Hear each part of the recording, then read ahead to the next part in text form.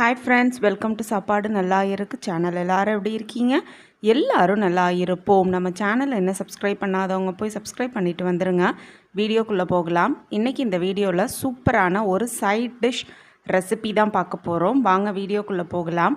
ஒரு கடாய் எடுத்துக்கோங்க, 2 spoon oil விட்டுக்கோங்க. ஆயில் நல்லா ஹீட் ஆன பிறகு தோல் உரித்து க்ளீன் பண்ணி வச்சுருக்க, பொடி பொடியாக கட் பண்ணி வச்சுருக்க ஒரு கைப்பிடி அளவு பூண்டை அது கூட போட்டு நல்லா ஃப்ரை பண்ணிக்கோங்க. ஆயிலில் போட்டு பூண்டோட பச்சை வாசனை நல்லா போய் நல்லா ஃப்ரை ஆகணும். ப்ரௌன் கலர் ஆகிற வரைக்கும் நல்லா ஃப்ரை பண்ணிக்கோங்க. பூண்டு ரொம்பவே உடம்புக்கு நல்லது, அதனால் கொஞ்சம் ஜாஸ்தியாகவே இதில் ஆட் பண்ணியிருக்கேன். ரொம்பவே சூப்பராக இருக்கும், ஹெல்த்தியாகவும் இருக்கும். நெக்ஸ்ட்டு கருவேப்பிலை கொஞ்சமாக ஆட் பண்ணி நல்லா ஆயிலில் ஃப்ரை பண்ணிக்கலாம். நெக்ஸ்ட்டு கட் பண்ணி வச்சுருக்க மஷ்ரூம்ஸையும் இது கூட ஆட் பண்ணிக்கலாம். மஷ்ரூம் சீக்கிரமாக வெந்துடும்.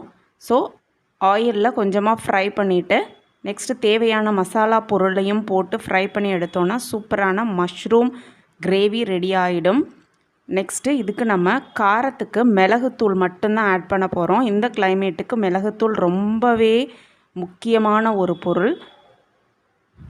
ஸோ மிளகுத்தூளும் தேவையான அளவு உப்பும் போட்டு இந்த டிஷ்ஷை நல்லா ஃப்ரை பண்ணி எடுத்துக்கலாம்.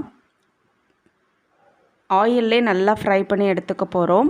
மஷ்ரூம் ஈஸியாக வெந்துடும். ஸோ ஆயிலே நல்லா ஃப்ரை பண்ணி ஒரு 2 மினிட்ஸ் மூடி வச்சு எடுத்திங்கன்னா நம்மளோட சூப்பரான மஷ்ரூம் சைட் டிஷ் கிரேவி சூப்பராக ரெடி ஆகிடும். இது ட்ரையாக தான் இருக்கும். இதில் நீங்கள் ரைஸ் கூட எது கூட வேணாலும் சைட் டிஷ்ஷாக சர்வ் பண்ணலாம். ஈவன் சப்பாத்திக்கு கூட இதை நீங்கள் யூஸ் பண்ணிக்கலாம். ரொம்பவே சூப்பராக இருக்கும். இந்த மஷ்ரூம் டிஷ் உங்களுக்கு பிடிச்சதுன்னா லைக் பண்ணுங்கள், ஷேர் பண்ணுங்கள், சப்ஸ்கிரைப் பண்ணுங்கள். அப்படியே பக்கத்தில் இருக்க பெல் ஐக்கானையும் கிளிக் பண்ணிக்கோங்க. அப்போ தான் சாப்பாடு நல்லா இருக்கு சேனல் போடுற எல்லா வீடியோஸும் உங்களுக்கு நோட்டிஃபிகேஷனில் வரும். நோட்டிஃபிகேஷன் வந்தோடனே வீடியோவை ஸ்கிப் பண்ணாமல் கடைசி வரைக்கும் பார்த்துட்டு அப்படியே ஒரு கமெண்ட்டையும் போட்டுருங்க, ஒரு லைக்கையும் கிளிக் பண்ணிடுங்க. பாய் பாய்.